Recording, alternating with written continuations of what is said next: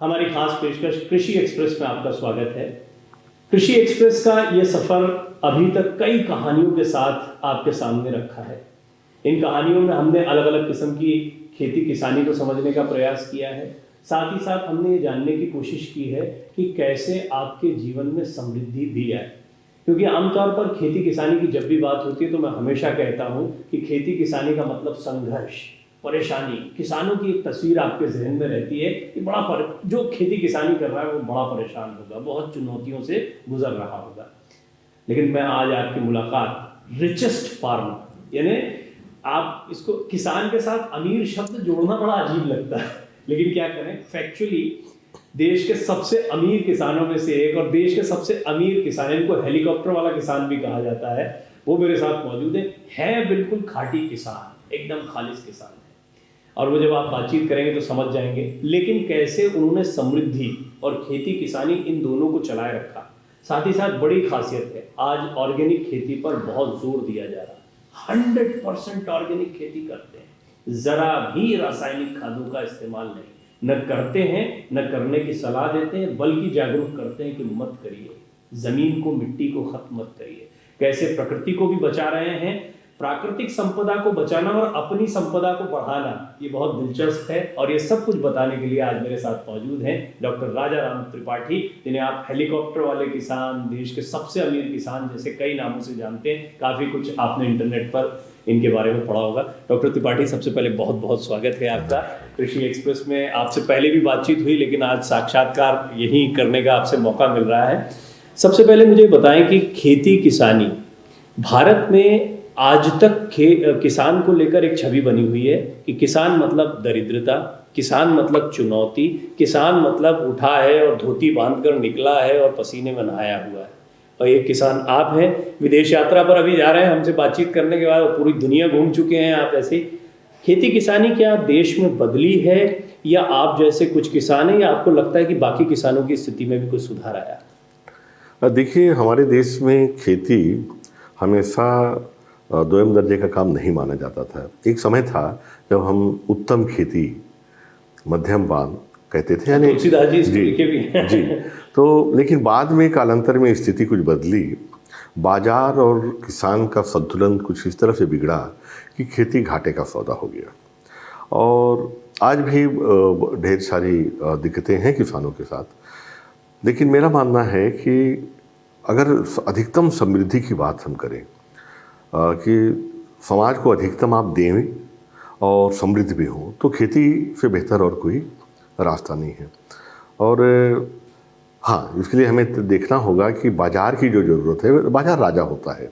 Demand and supply देखें कि भाई किस चीज़ की ज़रूरत है, और ऐसी चीज़ हो जो पूरी दुनिया में जिसकी मांग हो।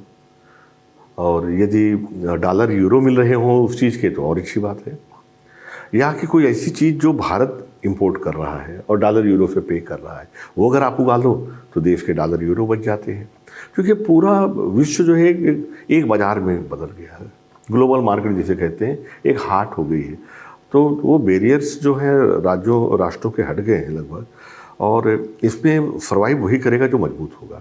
तो खेती किसानी को मजबूत बनाने की ज़रूरत है। हमने इसी दिशा में काम किया है, लगभग 30 साल लगे इसमें। और आज हमें कह सकते हैं कि हमारी जड़ी बूटियाँ, मेडिसिनल प्लांट, एरोमेटिक यानी सुगंधी पौधे, मसाले, जिसकी पूरी दुनिया पहले भी दीवानी थी ना, हम गुलाम ही इसीलिए हुए। जैसे काली मिर्च की मैं खेती करता हूँ तो लोग कहते हैं कि भाई काली मिर्च ही क्यों चुना। मैं कहता हूँ भाई ये देश गुलाम इसी के लिए हुआ, और मुझे लगता है वापस सोने की चिड़िया भी काली मिर्च और इन मसाले और जड़ी बूटियों के जरिए बनेगा। ये एक बहुत दिलचस्प फैक्ट है जो डॉक्टर त्रिपाठी ने अभी बताया है। दरअसल ये बात सही है कि जब विदेशी यहाँ पर आए, समुद्र तटों के जरिए जब आते थे, तो यहाँ के मसाले जो हैं वो सबसे ज़्यादा, और जो व्यवसाय होता था वो मसालों का सबसे ज़्यादा होता था। लेकिन एक बहुत ही दिलचस्प पहलू ये भी है कि आप मसालों की जब भी बात आती है तो दक्षिण भारत के बारे में सोचते होंगे। यहाँ छत्तीसगढ़ में, बस्तर के क्षेत्र में मसालों की खेती करना, वो भी काली मिर्च की वो क्वालिटी वो क्वालिटी जब मैं कहता हूँ तो वो ऐसी है कि वो वहीं होती है बस और कहीं नहीं होती, और उसकी बहुत ज़्यादा डिमांड दुनिया भर में है। तो यहाँ पर थोड़ा सा इनोवेशन भी है। इनोवेशन का मतलब कुदरत को समझते हुए कुछ ऐसी चीज़ों को पैदा करने का प्रयास करना जो गुणवत्ता में अन्य जगहों पर मिल रही चीज़ों से बेहतर हो। क्या मैं ठीक कह रहा हूँ, और अगर हाँ तो ये किस तरह से आपने किया? बिल्कुल आप सही कह रहे हैं। काली मिर्च के मामले में तो मैं यही कहूँगा कि मेरा कुछ ज़्यादा उसमें किया धरा नहीं है, कुदरत का साथ मिला। हमने बहुत प्रयोग किए, काली मिर्च को कई पेड़ों पे चढ़ाया जिन पे केरल में चढ़ती थी, करीब 25 तरह के पेड़ों पे चढ़ाया है। इसी प्रक्रिया में हमने ऑस्ट्रेलियन टीक, जो कि आकेसिया की एक प्रजाति है और जिसकी लकड़ी बहुत कीमती होती है, तो हम कीमती लकड़ी है इसलिए लगाए। दूसरा कारण यह है कि नाइट्रोजन फिक्सेशन करती है जड़ों में और बड़ी तादाद में, मतलब 5 मीटर के रेडियस में नाइट्रोजन भर देती है, इसलिए हमने उसे लगाया था। लेकिन जब उसके साथ काली मिर्च को हमने चढ़ाया तो जिसे मणिकांचन संयोग कहते हैं या सोने पे सुहागा, आप यकीन मानिए जब उसके रिजल्ट्स आए तो पहली बार तो वैज्ञानिक जगत ने यकीन नहीं किया। फिर हमारे Indian institute of spice research ISSR के 2 सेंटर हैं जो साउथ में हैं, कोझिकोड और कोची, कोझिकोड और बेंगलोर के, उनके डायरेक्टर्स आए और जब उन्होंने देखा कि भाई एवरेज प्रोडक्शन देश में 1.5 किलो का है एक पेड़ पे काली मिर्च का, और यहाँ 8 से 10 किलो का है, तो तीनों रिसर्च सेंटर के डायरेक्टरों ने मिलकर एक लेख लिखा जो स्पाइस इंडिया भारत के गजट में छपा, जर्नल में, कि भाई गजट भी बता रहा हूँ 36 नंबर वॉल्यूम 4 अप्रैल 2023 में छपा कि 8 किलो से 10 किलो एक पेड़ से डॉक्टर त्रिपाठी कि यहाँ काली मिर्च हो रही है और गुणवत्ता में भी यह काली मिर्च बाकी से बेहतर है। तो आप समझो कि 1.5 से 2 किलो और 8 से 10 किलो, यानी किसी फसल में 5-10% का अगर ग्रोथ होता है तो बड़ी बात मानी जाती है। ये 4 से 6 गुना राजाराम नहीं कर सकते, प्रकृति ही कर सकती है।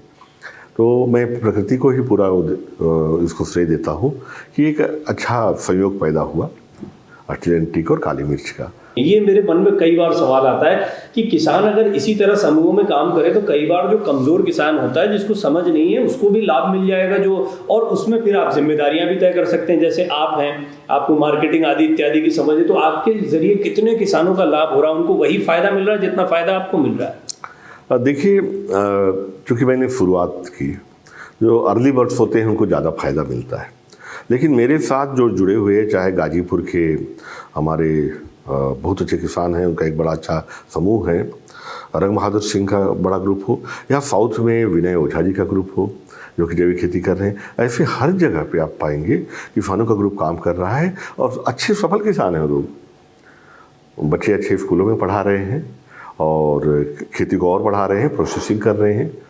तो मेरा मानना है यहाँ पे किसान अपना क्लस्टर बना के, ग्रुप बना के काम कर रहे हैं। अच्छा, क्या है कि हमें राजनीति से बचना जरूरी होता है, क्योंकि गाँव में भी आजकल पार्टी वाली राजनीति है। कई बार कोऑपरेटिव आंदोलन को मेरा मानना है सबसे ज़्यादा नुकसान उससे हुआ है। लेकिन जब हम मार्केट की ओर जा रहे हैं तो मैं, जैसे मैंने कहा, जिंदाबाद मुर्दाबाद से उठ के काम करें तो खेती में अपार संभावनाओं का क्षेत्र है। देखिए, 16 क्लाइमेटिक जोन किस देश में है, 4500 बायोडाइवर्सिटी हमारे पास है, ठीक है। जड़ी बूटियाँ, अब देखिए चाइना के पास केवल 400 जड़ी बूटी है और 4 क्लाइमेटिक जोन है, हमारे पास 4500 जड़ी बूटी है, 16 क्लाइमेटिक जोन है। और उनका लगभग हमारा और उनका अगर एक्सपोर्ट की तुलना करो तो हमारा लगभग 30,000 करोड़ का है और उनका 1.5 लाख करोड़ का है हर्बल का एक्सपोर्ट, हमसे 5 गुना है, जबकि उनके पास न ज़मीन है न वेराइटीज है। अच्छा, एक और सवाल जहन में आता है कि एक तो भौगोलिक स्थिति, आप जिस क्षेत्र में हैं, ज़मीन की स्थिति यानी मृदा जो है, वहाँ की मिट्टी जो है उसकी गुणवत्ता बहुत अच्छी रही होगी, और आपने फिर फसल का चयन भी बहुत सोच समझ कर किया, बिल्कुल डिफरेंट है, जो हाईली पेरिशेबल नहीं है जैसे कि आमतौर पर कई और फसलें होती हैं, सब्जियां होती हैं, ऐसी चीज़ें होती हैं। तो बहुत सारे फैक्टर्स हैं जिनको आपने ध्यान रखा। लेकिन सब लोग मसाले ही नहीं उगा सकते, औषधीय चीज़ों को ही नहीं उगा सकते हैं। आमतौर पर हम देखते हैं खेती किसानी जो है उसको चावल, गेहूँ, धान और गेहूँ की खेती को ही हम आमतौर पर या दलहन तिलहन को ही हम महत्वपूर्ण खेती के तौर पर देखते हैं। तो इन किसानों पर आपका मॉडल या इनकी लाइफ भी वो और अच्छी हो, क्योंकि पूरे देश में हम देख रहे हैं कि दलहन तिलहन ज़्यादा होगा, ये औषधियाँ भी, अब ठीक है आइडिया किसी के दिमाग में आ जाए वो आपको सुनने के बाद में करने लगे, लेकिन बाकी किसान जो ये काम कर रहे हैं उनका क्या? देखिए, मैं कभी ये नहीं कहता कि सारा देश खाली जड़ी बूटी उगाने लगे। हालांकि कोरोना के बाद परिस्थितियां ऐसी बनी हैं कि ग्लोबल मार्केट में उसके लिए भी जगह है। मैं ये कहता हूँ कि हमारे देश के जो छोटे किसान हैं, लगभग 84% किसान 4 एकड़ या उससे भी कम के हैं। तो 3 एकड़ में आप उगाइए, दाल, चावल, गेहूँ, सरसों उगाइए।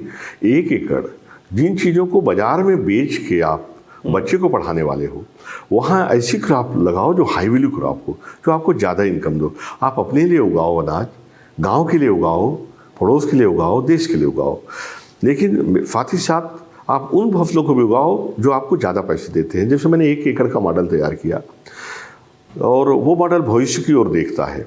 देखिए, हमारे देश में 3 फसलें होती थी तिवारी जी, रबी, खरीफ और जायद। पेड़ों को आप मेड़ पर या आसपास के क्षेत्रों में इसको लगाने का क्या तरीका होता है? मतलब एक तो हो गया जंगल, आपने बताया 3 से 4 एकड़ वाले किसानों की तादाद 80 से 85%, तो उसको एक आप मुझे बहुत व्यवस्थित तरीके से समझाऊं तो पहले तो 1 एकड़ में ऐसा कुछ जिससे बच्चे पढ़ाना है, घर चलाना है और जिसकी लॉन्जिटिविटी हो, यानी बहुत जल्दी खत्म होने वाली, सड़ने वाली फसलें ना हो, बाजार में डिमांड भी हो। बाकी अगर आप अपनी परंपरागत खेती को कर रहे हैं तो उसको आगे एक चीज़ ही सब, एक ये पेड़ लगाने वाली बात आप समझाइए। बहुत ज़बरदस्त सवाल आपने पूछा है। ये 30 सालों की मेहनत के बाद एक मॉडल निकला जिसे हम कहते हैं नेचुरल ग्रीन हाउस का। आपने बिल्कुल ठीक कहा, किनारे हम विशेष तरीके से लगाते हैं पेड़, और जैसे 5 एकड़ का है तो वो नंबर ऑफ द प्लांट्स, पेड़ों की संख्या अलग होगी। 1 एकड़ का है तो अलग होगी। हम एक माइक्रो क्लाइमेट तैयार करते हैं, एक कमरा पेड़ों के जरिए तैयार करते हैं जो 3 डिग्री जहाँ टेम्परेचर कम रहेगा और 70% नमी रहेगी। केरल का वातावरण हम वहाँ तैयार कर देंगे, जो चाहे वातावरण हम तैयार कर देंगे पेड़ों के जरिए। किनारे पेड़ इस तरफ लगाएंगे कि गर्म हवा अंदर ना आए, क्योंकि हवा जब गर्म होती है, हल्की होती है तो ऊपर उठती है। ऊपर कैनोपी इस तरह का बन जाएगा कि 60% जो है, पेड़ भी विशेष होंगे कुछ? जी हाँ, विशेष पेड़ होंगे। किनारे पे 2 तरह के पेड़ लगते हैं, एक जो 20 फीट पे गोल बना लेंगे, बाकी सीधे जाएंगे। और बड़ी बात यह है कि पौधों को फोटोसिंथेसिस के लिए केवल 50% लाइट ही चाहिए होती है। ज़्यादा लाइट आती है तो पत्तियां आप देखना दोपहर को मुरझा जाती हैं और फोटोवोल्टिक सेल बंद हो जाते हैं। एक इंटेंसिटी, इतनी इंटेंसिटी से ज़्यादा लाइट पड़ी तो जैसे हमारी आँख चुंध जाती है, पत्ते भी भोजन बनाना बंद कर देते हैं। 11 बजे से 3 बजे तक पौधे भोजन नहीं बनाते। लेकिन अगर छाया है, डिफ्यूज लाइट आ रही है ना, पत्तों से छन के आ रही है और सूरज घूम रहा है तो एक जगह छाया भी नहीं रहेगी। तो पूरा कैलकुलेट करके साइंटिफिक मॉडल हमने तैयार किया जो केवल 1 लाख में तैयार होता है। वो 40 लाख में और 1 लाख में आपका पॉली हाउस तैयार। ये पॉली हाउस तो 9 साल 10 साल में प्लास्टिक वाला जीरो हो जाता है और तेज तूफान आया तो पहले साल ही। और दूसरा, प्लास्टिक वैसे भी बैन किया जा रहा है तो वो तो जीरो हो जाएगा साहब। लेकिन ये पॉली हाउस आपको 2 से 3 करोड़ की लकड़ी देगा और 40,000 करोड़ की लकड़ी आप हर साल इंपोर्ट कर रहे हो सर। हम देख रहे हैं कि किसी भी देश के विकसित होने का आकलन जो है वो उसके इंडिविजुअल्स की समृद्धि, पर कैपिटा इनकम भी बोलते हैं, लेकिन ठीक है हम उसको बहुत सामान्य भाषा में कि एक आम आदमी की ज़िंदगी कितनी बढ़िया हो रही है उससे लगाया जाता है अंदाज़ा।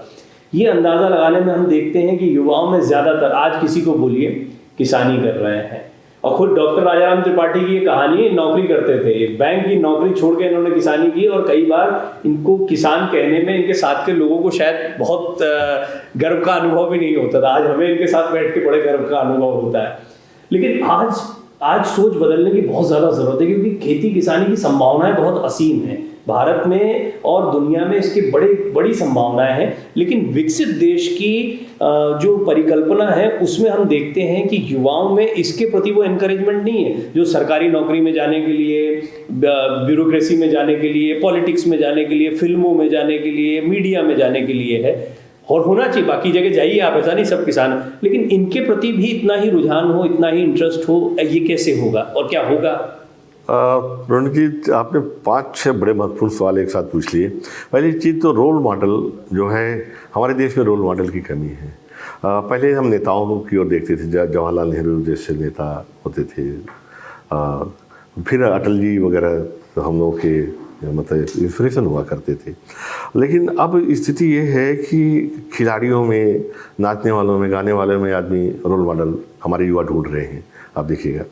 और खेती में कैसे आए, जहाँ पे लोग कहानी निगेटिविटी की बातें ज़्यादा होती हैं, फार्मर सुसाइड की बातें ज़्यादा होती हैं, तो कौन बेवकूफ़ आएगा इसमें, जरा बताइए।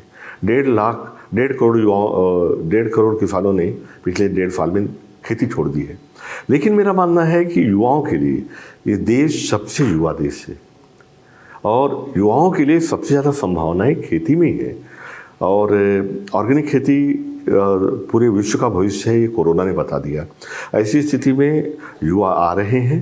मेरे पास तो अमेरिका की सॉफ्टवेयर कंपनियां बंद करके आके लोग जैविक खेती में आ रहे हैं। यहाँ के युवाओं को बताना चाहूँगा कि वो भविष्य देख रहे हैं। सरकारें भी इस विषय में खूब चिंतन करती होगी कि खेती किसानी बढ़ेगी तभी देश आगे बढ़ेगा, तभी हमारी अर्थव्यवस्था आगे बढ़ेगी, जो कि अर्थव्यवस्था में सबसे बड़ा योगदान कृषि का है।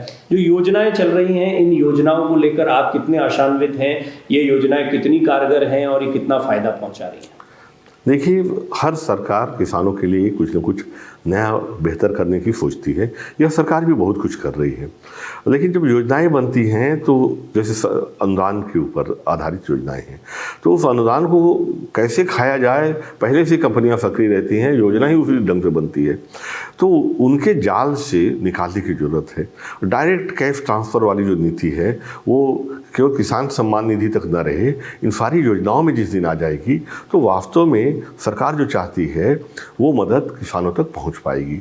मेरा मानना है आमूल चूल परिवर्तन की ज़रूरत है। अनुदानों की जो पद्धति है अभी तक, चाहे खाद, बीज, दवाई, सिंचाई, जितनी भी पद्धतियां हैं, और ये योजनाएं किसानों के साथ बैठ के बनाई जानी चाहिए। ज़्यादातर योजनाएं अव्यवहारिक इसलिए हो जाती हैं कि जब ये योजनाएं बनाई जाती हैं या कोई किसान के लिए कानून बनाया जाता है तो किसानों के साथ बैठ के नहीं बनाया जाता है। जैसे 3 कानून के बारे में जिक्र करूँगा। तीनों कानून ऐसा नहीं कि किसी काम के ही नहीं थे या ज़रूरत ही नहीं थी, लेकिन उसमें इतनी बड़ी बड़ी गंभीर खामियां थी जो कि इंडस्ट्री के लॉबिस्ट ने बीच में डाल दी थी, और यदि उनको हटा देते तो क्या बुरा था? कॉन्ट्रैक्ट में फार्मिंग करने में कोई बुराई नहीं थी, अगर किसान के हितों की रक्षा के समुचित प्रावधान होते तो मेरा यही कहना है कि किसानों के साथ मिल बैठ के योजनाएं बनी, और अलग अलग क्षेत्र की अलग अलग समस्याएं हैं और अलग अलग फसलों की अलग समस्याएं हैं। ये सारी चीज़ें बैठ के अगर एक सही रोड मैप तैयार होता है तो मैं असफलता की कोई संभावना नहीं देखता। होगी भी नहीं, क्योंकि भारत जो है वो इस मामले में हमेशा से बहुत समृद्धशाली रहा और विश्व को, दुनिया को खेती किसानी के तौर तरीके सिखाने वाला देश ये रहा है। आज हम ये भी अच्छा है, हम किसी से भी सीख सकते हैं। अन्य देशों में भी बहुत काम किया जा रहा है। कई देश हैं जो अच्छे उत्पाद ला रहे हैं इंटरनेशनल मार्केट में, जिन्होंने अपनी जगह बनाई है। अब जब इंटरनेशनल मार्केट की बात आती है, मार्केटिंग की बात आती है, तो युवाओं के लिए असीम संभावनाएं हैं। चाहे आप छोटे लेवल पर, कुछ स्टार्टअप्स हैं, मैं उनसे मिला, मैंने देखा कि उन्होंने बड़ा अच्छा काम किया है। वो नॉर्थ ईस्ट में जाते हैं, वहाँ से ऑर्गेनिक उत्पादों को लेकर आते हैं और कई जगहों से आते हैं। मुझे अब बताएं, चर्चा को अंतिम दौर में ले जाते हैं कि जो युवा हैं, आपको सुन रहे होंगे, कई लोग मुझसे कृषि एक्सप्रेस देखने के बाद पूछते हैं इससे अच्छा तो हमें भी खेती किसानी करें। वो जब देखते हैं किसी का 80 लाख 90 लाख और आप जैसे किसान आ जाए तब तो फिर सोचना ही क्या है। लेकिन आप उनको क्या कहना चाहेंगे जो फर्स्ट टाइम कृषि के बारे में सोच रहे हैं? मैं आप लोगों को मैं यही कहूँगा युवाओं को कि अगर आप स्वास्थ्य चाहते हैं, बेहतर स्वास्थ्य चाहते हैं, तो आपको नेचर की ओर लौटना होगा। और यदि आप चाहते हैं कि आपकी आने वाली संतानें स्वस्थ रहें तो आपको स्वस्थ खेती की ओर, जैविक खेती की ओर आना होगा। अभी कई लोग सोच रहे होंगे, और ये देखिएगा जब ये वीडियो चलेगा, डलेगा सोशल मीडिया पर, तो उसके बाद में कई लोग लिखेंगे डॉक्टर राजा राम त्रिपाठी से संपर्क कैसे करें। तो आप वो मंच भी बता दें जहां आगे आपसे जुड़ना चाहे कोई तो जुड़ जाए। देखिए, गूगल पे अगर सर्च करेंगे तो डॉक्टर राजा राम त्रिपाठी दाढ़ी वाला एक ही है। तो आप गूगल से ढूंढ सकते हैं, और आजकल सोशल मीडिया में बड़ा सरल हो गया है ढूंढना। दूसरा, मैं मोबाइल नंबर भी दे सकता हूँ या हमारे ऑफिस का नंबर दे सकता हूँ, 0771 226 3433। कई बार ये बिजी आता है क्योंकि पूरे देश के किसान जुड़े रहते हैं, लेकिन 2-3 बार प्रयास करेंगे तो निश्चित रूप से हमारी आपकी बात होगी, और इतना तो करना पड़ेगा।